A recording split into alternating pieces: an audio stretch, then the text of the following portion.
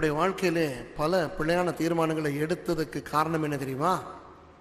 நாம் சொல்லுகின்ற காரணங்கள் அல்ல, வேறு காரணங்கள். சில பேர் சபை மாற்றுகிறார்கள் தெரியுமா? இந்த சபையிலிருந்து வேறொரு சபைக்கு போவார்கள்.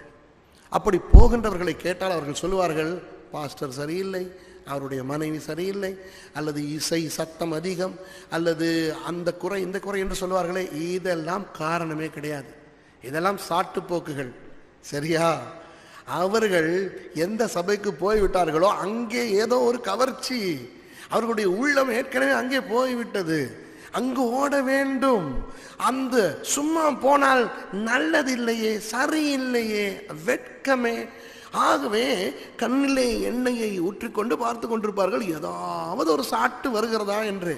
அன்றைக்கென்று பார்த்து பாஸ்டர் ஏதாவது கொஞ்சம் வித்தியாசமாக பேசிவிட்டால் அது என்னை பாதித்து விட்டது, நான் இனி